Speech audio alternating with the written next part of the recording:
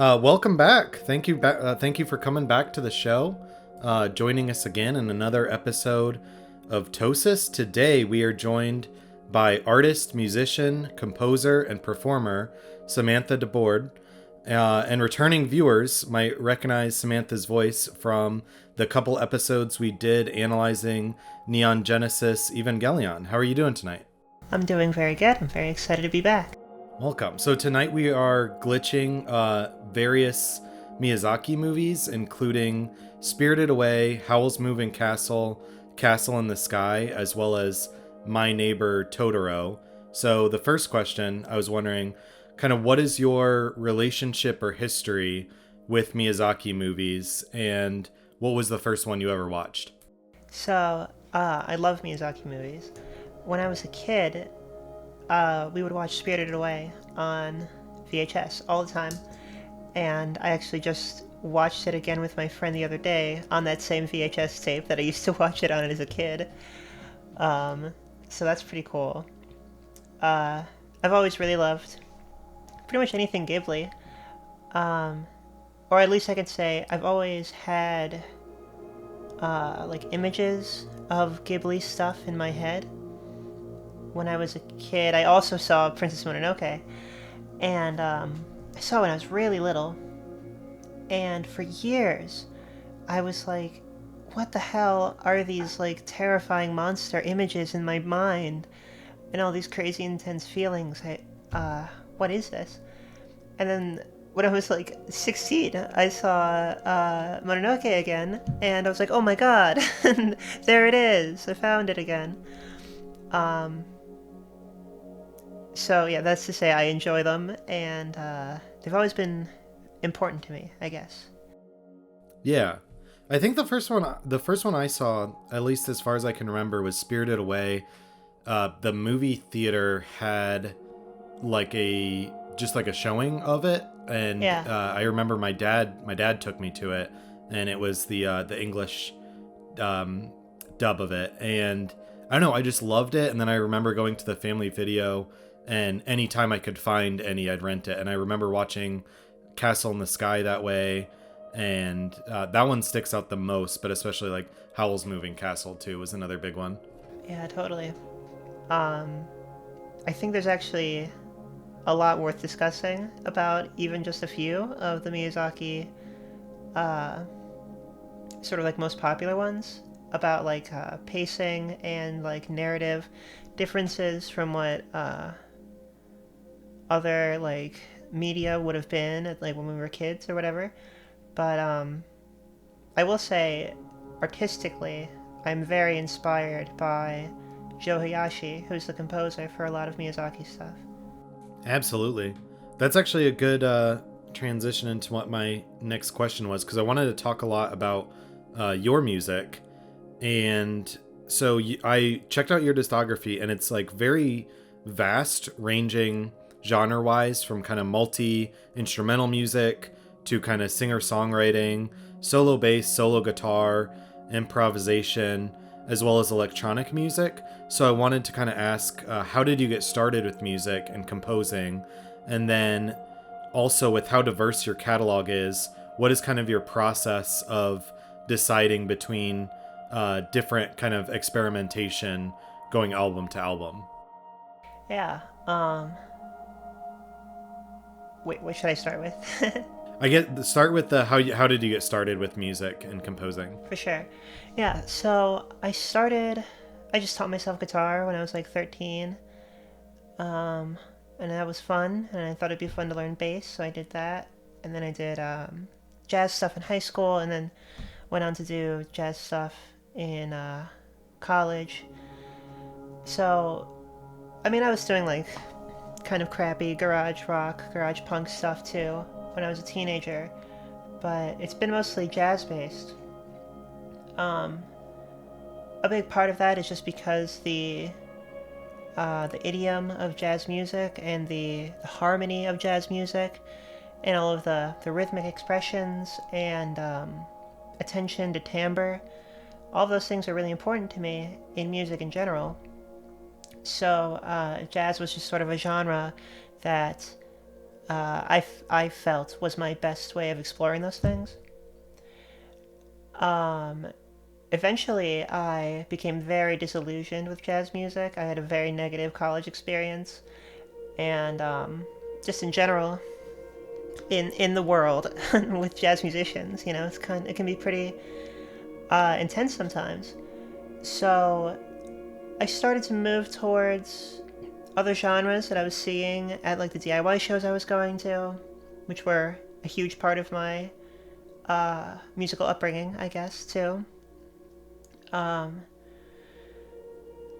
and I just wanted to explore by myself a little bit, and that's where the solo stuff came from.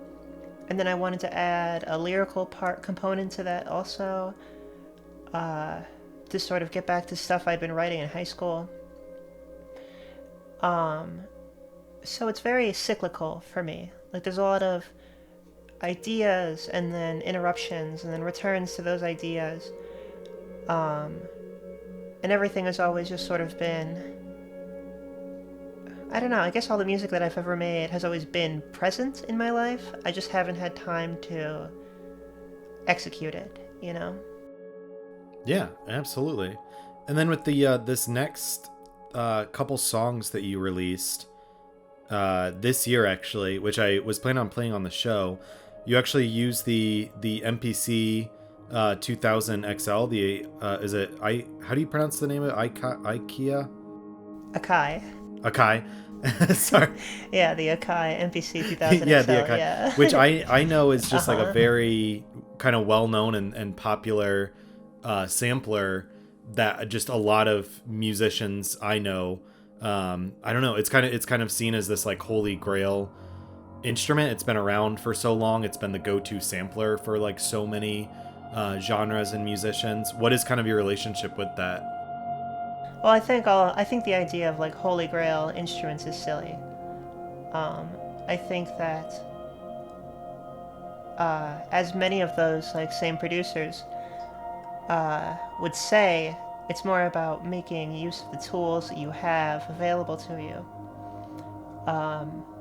So in like I don't know what the right word is, but the lineage and the tradition of music and electronic music history, I think it's important to remember that at the time, those guys were using MPCs alongside like $50 Boss drum machines and stuff, and like whatever cheap Roland stuff they had available.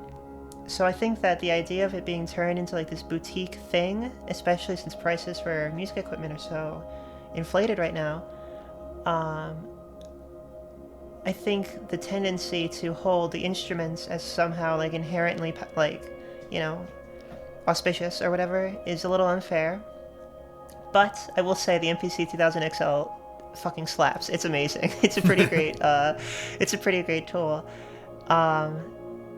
I actually think the MPC 2000 sounds better. I think the filter is better.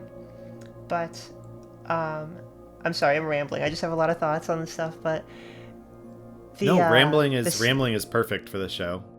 Cool. I have a lot of thoughts. I'll just interject whenever. Yeah. But I think the thing that people cite about the 2000 XL and the MPC, the early MPC series in general, is the combination of the sampling, sound manipulation as being very. It has a sound to it, the way that the sounds work. And then the sequencing is also pretty incredible. And a lot of tools sound amazing but have terrible sequencers, and a lot of things have pretty cool sequencers but don't sound so great, or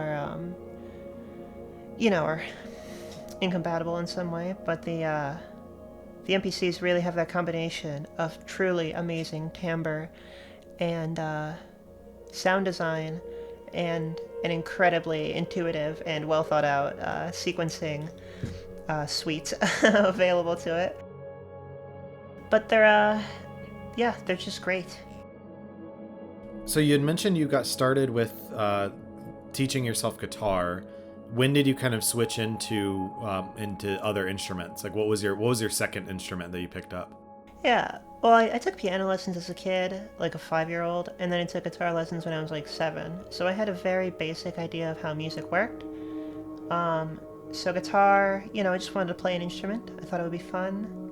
My dad played guitar, so I thought we would be able to connect over that. Um, and, uh, it just seemed cool. I was like a teenager.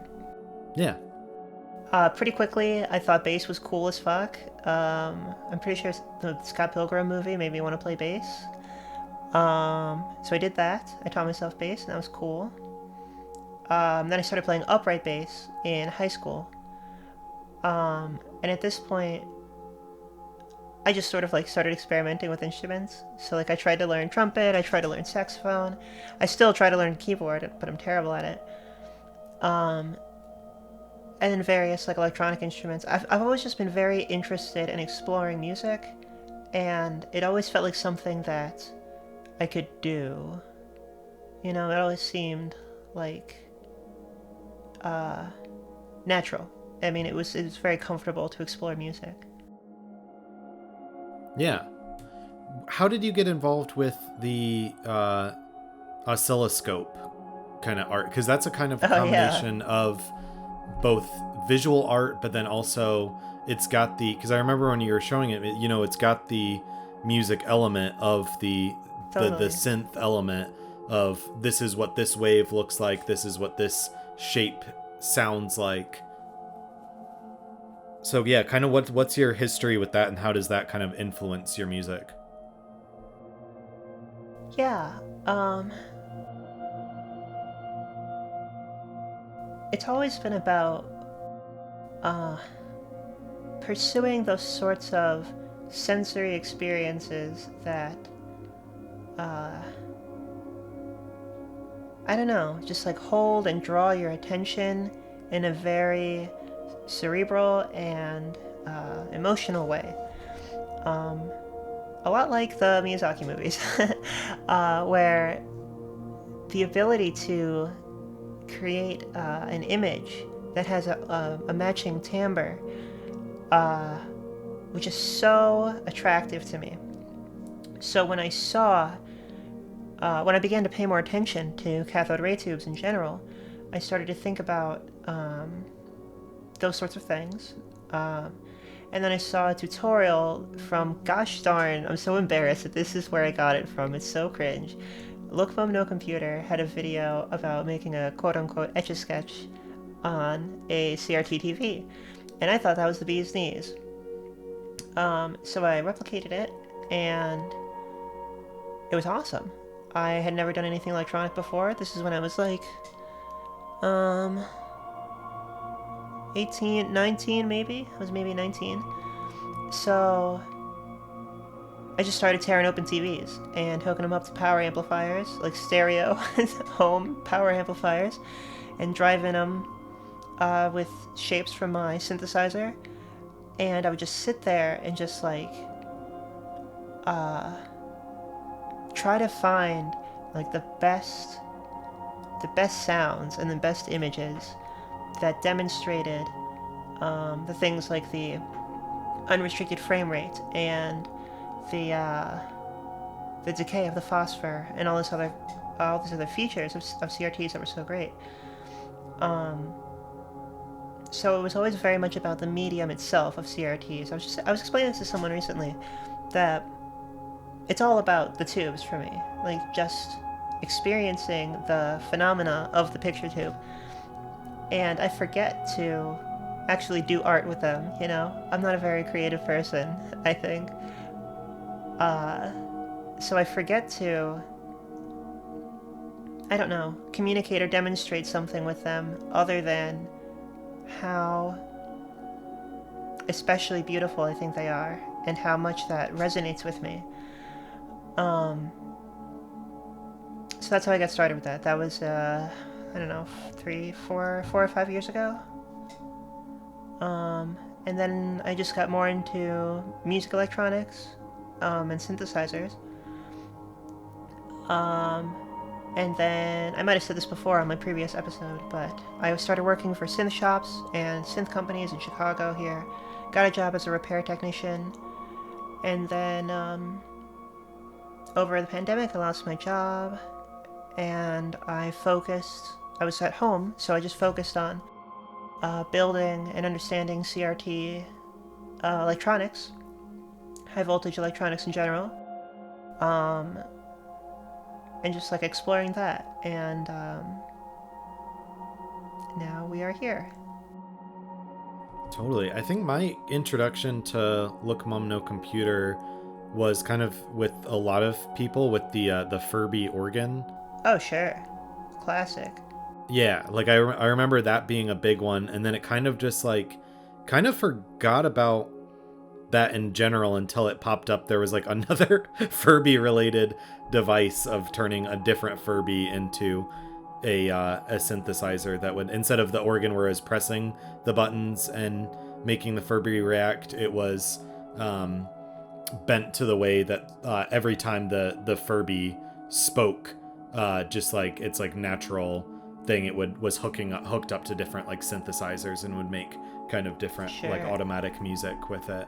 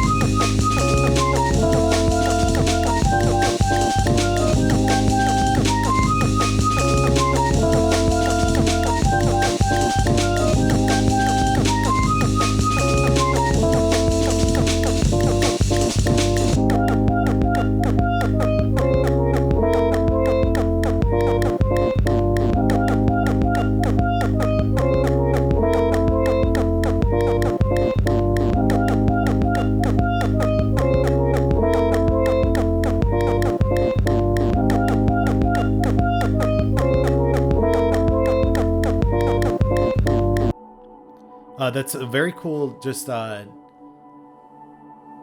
don't, just kind of history of your kind of interest in CRTs. Where do you kind of see it going next? Like with you have music and you have this kind of on the other side, this like repair of this like old technology and keeping this technology alive that to some is just kind of like, it's outdated. But then in other aspects, like you have this kind of this boom of, at least in the television, sense of CRTs coming back because there's such a demand for it with retro gaming. People want the old CRTs because the picture looks so much better for those retro games since they were designed for that technology. Do you see a kind of way of you kind of, well, I guess, yeah, bridging the gap, but then I also, maybe I'm speaking to, speaking without knowing, because I know you do performance as well. So I'm wondering kind of what does your like performance look like? Do you kind of work the CRTs and the that kind of art into your musical performance? Yeah, yeah, I mean, I haven't done a music performance in a while. I don't know. I'm kind of over performance right now. Personally, I'd rather be an audience member, especially because I was going to do a show this month actually, and I had to back out because I just don't have the I don't know the time. I don't have the time or the energy to prepare a set, you know. But I mean, in the sense of that's what I would be doing now. But previously, I would do improvisational music, and I would have maybe source footage and bend it, you know, usually with like a little glitch box or whatever, or maybe like something that I circuit bend. And that's all on tape. And then I would mix that with a capture of an oscilloscope that is being fed audio from maybe the source footage or also maybe my instrument. And then I would, just try to bridge the gap between what was happening visually and what was happening orally. I typically would want to. I always wanted to create specificity with my improvisational music. I feel like vagueness about harmony and rhythm was something that I was not as interested in. So the visual aspect was just another axis along which I could ride that specificity to ambiguity for the sake of constructing I don't know, not a narrative, but a progression through phases of performance. Yeah. That's very Yeah. well put. And then I guess if you want to go back to talking about Miyazaki movies, how does you mentioned specifically the kind of composition and soundtrack being so kind of influential and important to you. Do you want to talk more about that? I'm sorry, I missed the first part of that question. Oh, you mentioned the composition and music in the Miyazaki movies being so kind of important and influential to you. So I was just wondering if you wanted to talk more about that. Yeah. I'll try not to get too. I'll go theory heavy if I need to, but it won't be too crazy. There's just a particular aesthetic that kind of combines this like otherworldly aesthetic of folklore with more pastoral impressionist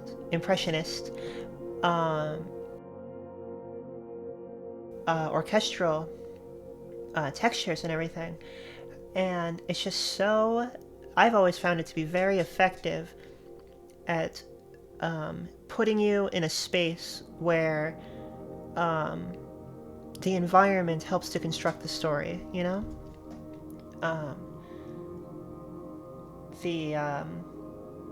Again, like, I guess the interactions between the audio and the video are very, they work together really well.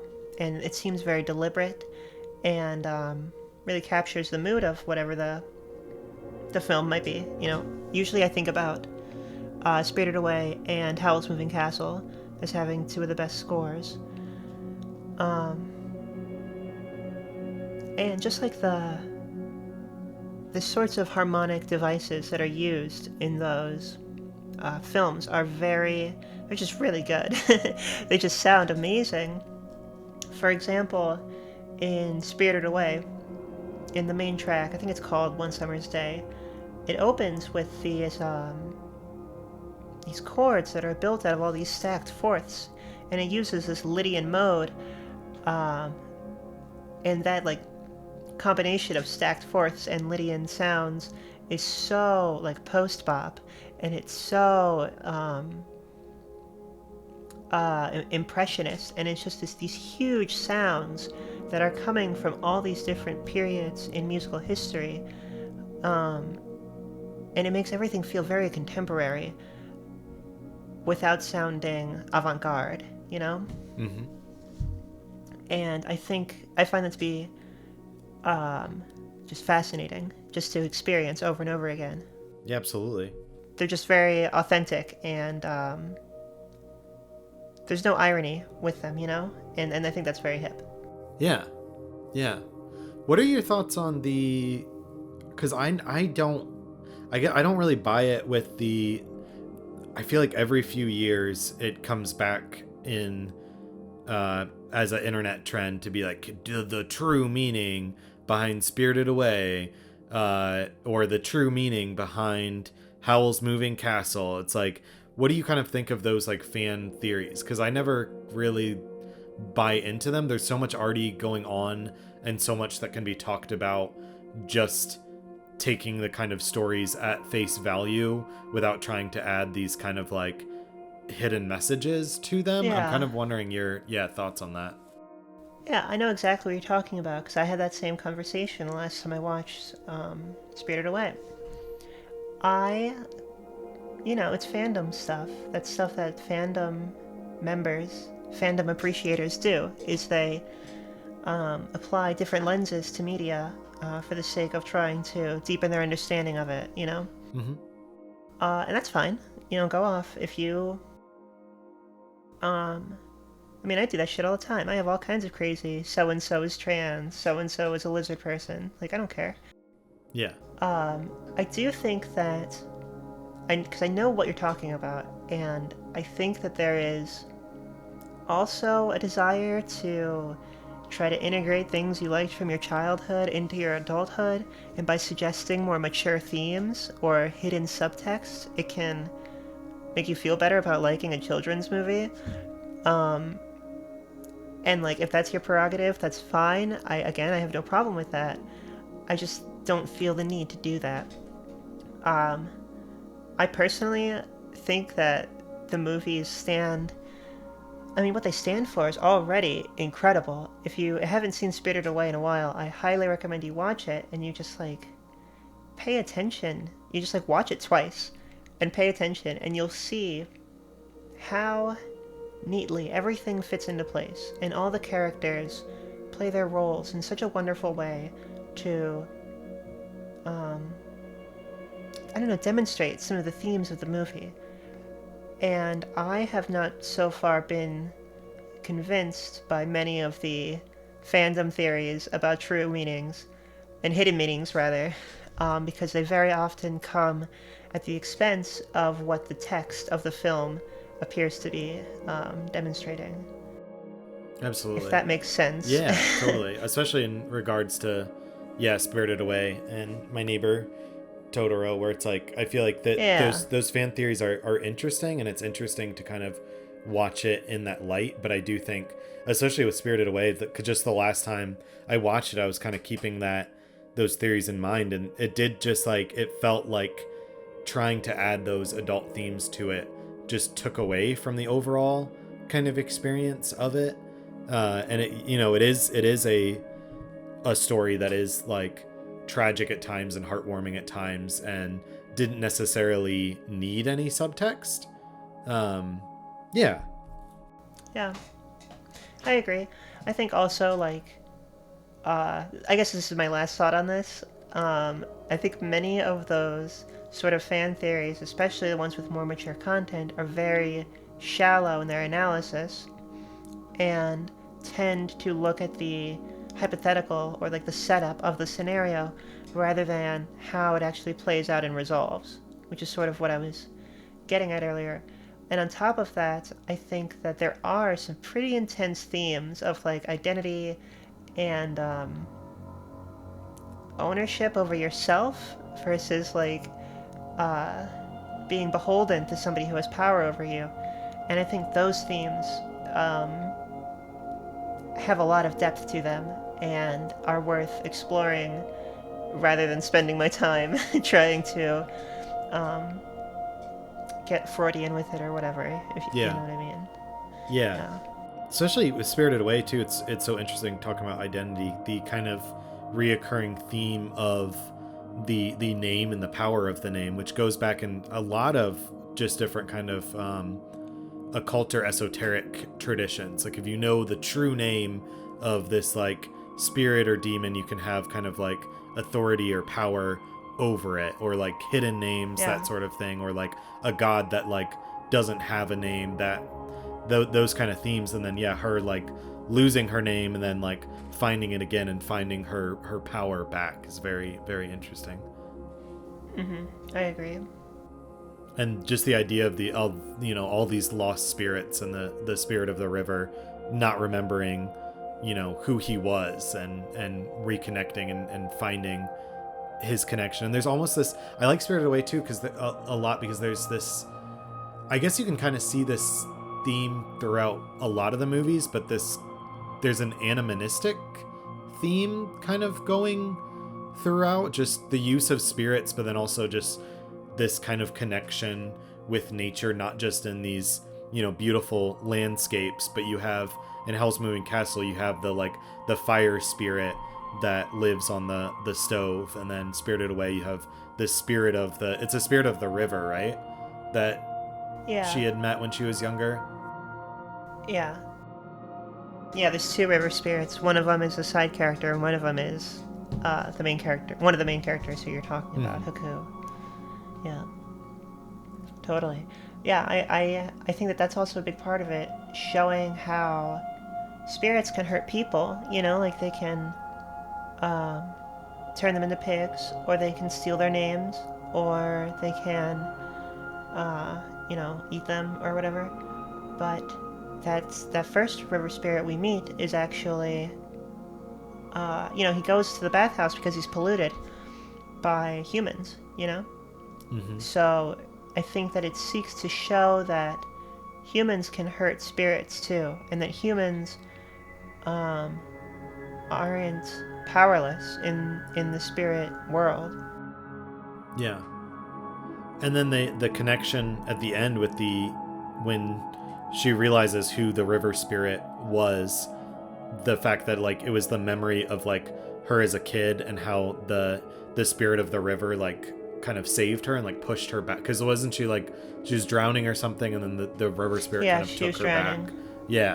So like saved her, and had this, I don't know, just this connection of kind of being more kind of in harmony with nature, or just like both the spirit of the human and the spirit of the river, just kind of more than coexisting, but kind of this solidarity or helping one another. Yeah, they save each other. Yeah. They and I mean, themes are a big part of it too. Or I'm sorry, names are a big part of it too. In that even Haku is even helping Chihiro remember her name, and helping keep her connection with her family alive. So on so many levels, the interactions between the characters are definitely demonstrating the themes, and just giving you a lot to work with, giving you a lot of things to feel and apply to your own life. It's so rewarding as an audience member and artist and person to consume these stories about people being people, and helping each other be themselves and everything. It's pretty cool. have you watched the documentary about Miyazaki? No, I have not. I haven't either, but I really want to. I know every I feel like there's some very good just like screenshots that go around. There's the one that compares him to let me see. The meme that has Junji Ito right next to Miyazaki, and Junji Ito is like, I love the Beatles, and Miyazaki is like, I fucking hate the Beatles. And then it shows it's like art if you love the Beatles, and it's, you know, this very like psychedelic but dark and morbid kind of monster scene, and then art if you fucking hate the Beatles, and it's just this beautiful, colorful landscape. Totally. Yeah.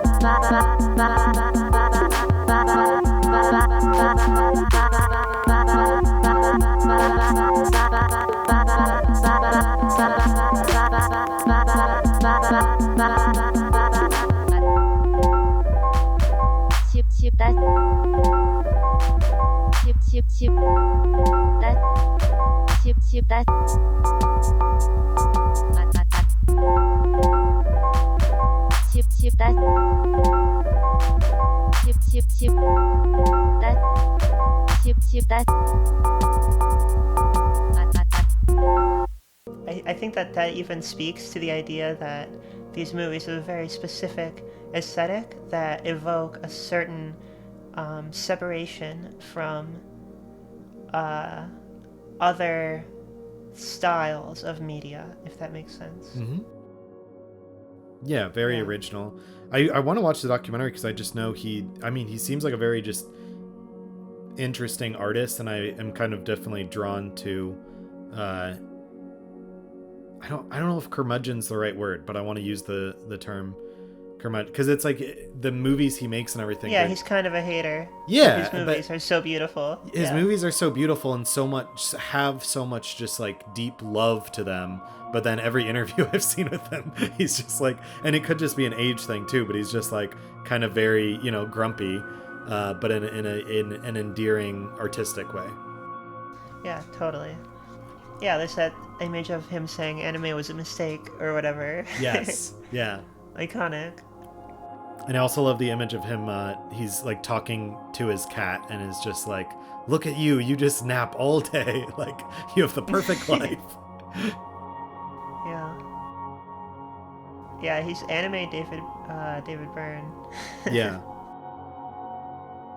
Or no. Or yeah, sure. That works too. I meant Lynch, but that works too. Definitely can see a good comparison with, anime David Lynch. Especially, I did watch the documentary about David Lynch, the art life, which is like pretty interesting because you go into it and you think a documentary about David Lynch, of course he's going to cover his film career, he's going to cover TV with Twin Peaks, his whole past, what he's working on now. And the documentary was literally all just about his painting and about his... That's awesome. It's fucking based. Yeah, and just like specifically... Who cares about Twin Peaks?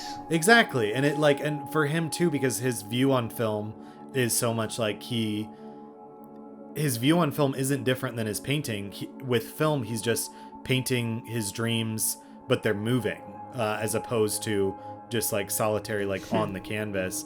And so it deals a lot with just shows him in the studio and shows what kind of like led up to his film career, but he tells his whole life, and it ends at around the time like Eraserhead is like blowing up. So you don't, it covers none of his actual film career at all. It's more about just him growing up, getting into art and going to art school, and his kind of dream to pursue what he calls the art life, which is you smoke cigarettes, you drink coffee, and you paint, and that's what you dedicate your life to. And I've just like, even though I'm not a smoker, I just have a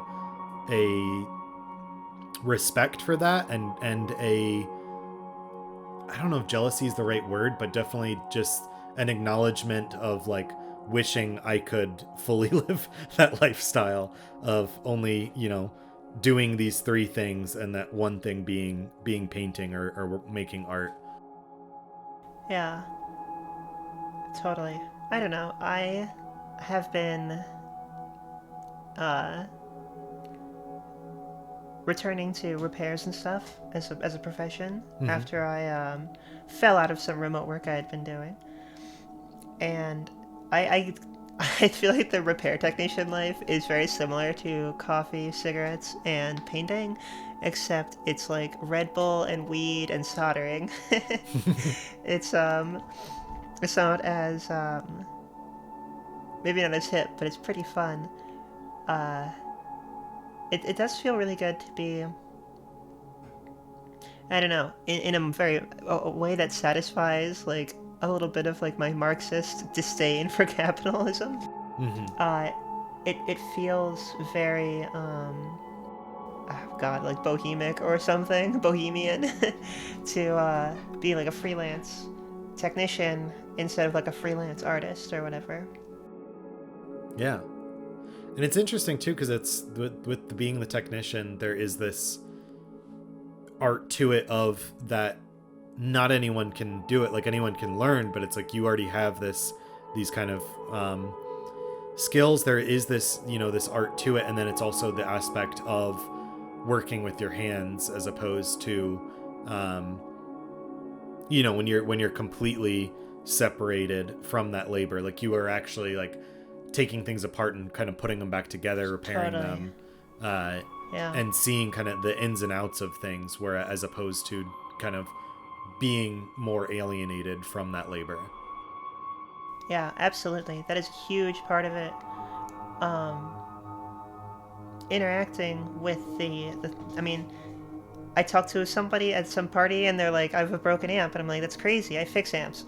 They drop it off in my house and I fix it, and I have my hands in there, and then I give it back to them, and they pay me. Like, that's I'm directly involved in all of that, which is not to say I am, excluded from the supply chain of capitalism because I have to buy components that are made overseas, or I buy broken shit too. But I think anyone.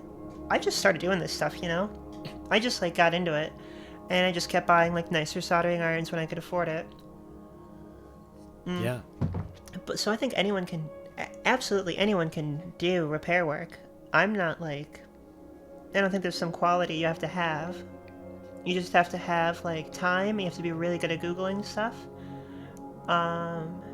And just curiosity, I think, is the biggest part of being a technician is being curious.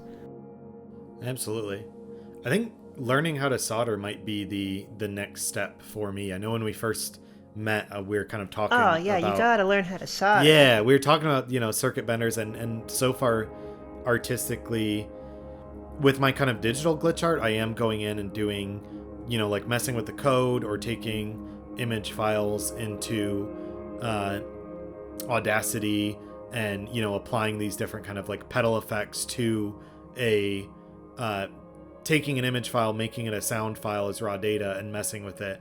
But yeah, but as far as the actual like circuit bent devices I've used, I'm very much more just the same way that like a pedal bro buys pedals, and it's like I don't actually know the kind of inner components of it, but I'm more just like curating the images. But I do think the next step is like making my own kind of dirty mixer. Dirty mixer is like 3 parts. We can make a dirty mixer next time we hang out. Absolutely, that sounds great. Yeah, and you show Bring me a box you want to put it in, and we'll build it and put it in there. Perfect. And you can show me some soldering tips and stuff, because I'd love to kind of branch out into that, especially as this kind of art style gets more and more popular. These old video mixers are just kind of disappearing off the market. So keeping my eye out for different devices, and that even goes into music too. There's this whole kind of movement of music of like finding like children's toy instruments and circuit bending, and then you have this like very bizarre kind of synthesizer sound that you couldn't get from anywhere. It's like so unique to the fact that it like came from this one purpose and was repurposed into something new. Totally. I think that learning how to solder is to video art as like learning how to, I don't know, use a camera is to also video art. Yeah. I think that they're very important. I will say that I don't buy like video production stuff anymore. I just build it. But it takes time away from the creating of the art. That's what I mean. I don't really spend a lot of time making art. I am more fascinated and rewarded, and I feel like I'm expressing myself more when I'm working on the equipment itself. So that's also something you have to remember about my opinion, is that I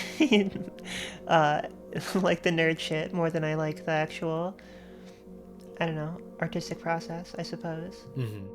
So you put out a couple songs called I don't know if you call it an EP, but you put out a couple songs under Girl Txting.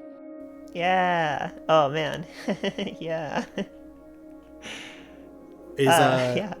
Do you want to talk about it? Do you kind of see yourself kind of going more exploring juke more? Hell yeah.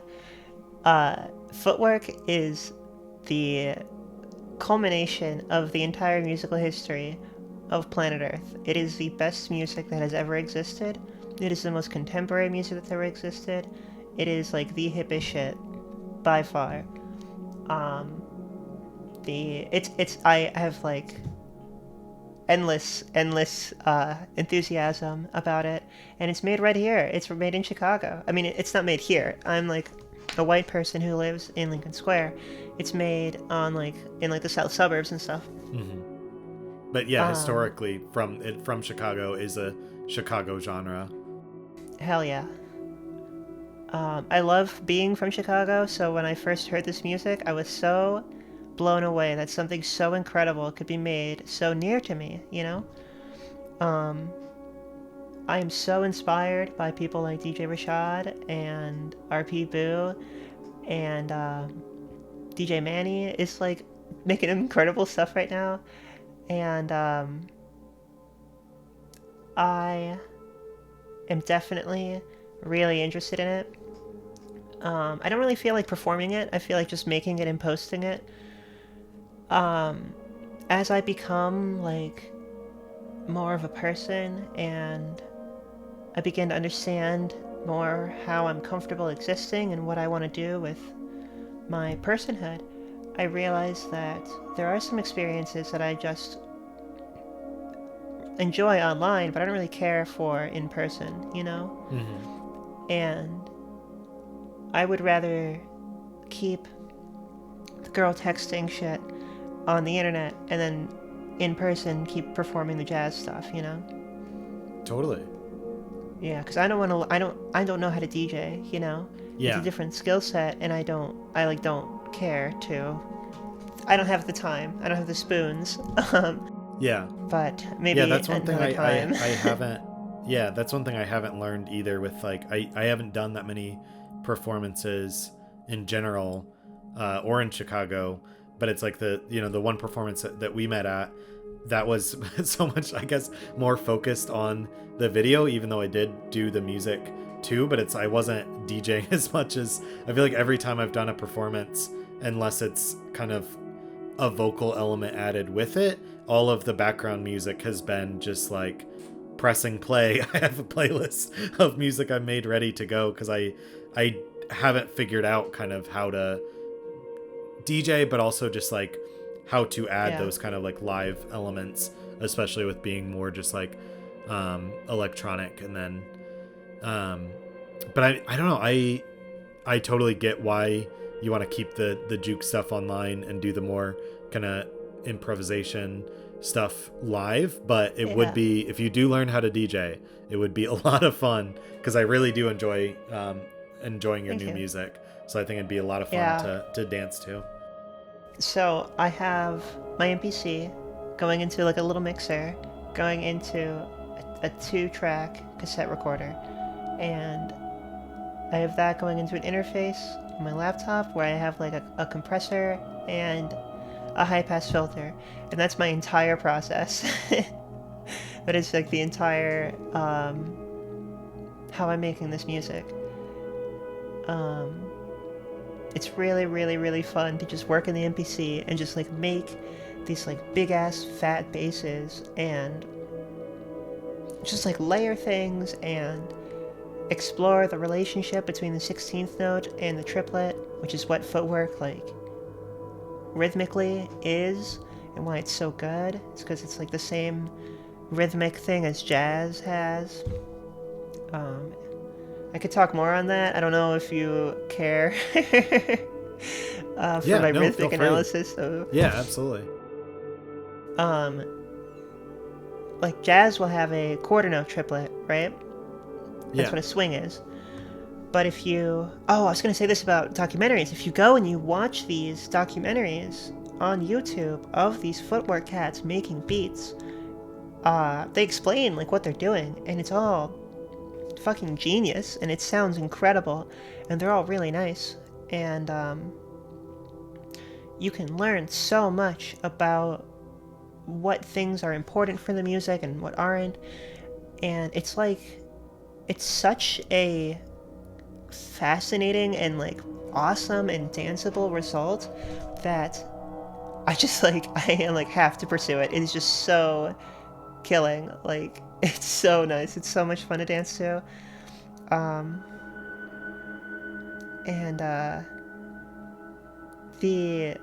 don't know, there's just, as a bass player, there's a lot of enjoyment that I get from playing around with different syncopated bass sounds underneath, like a supporting set of hi-hats and snares and toms and stuff like that, you know?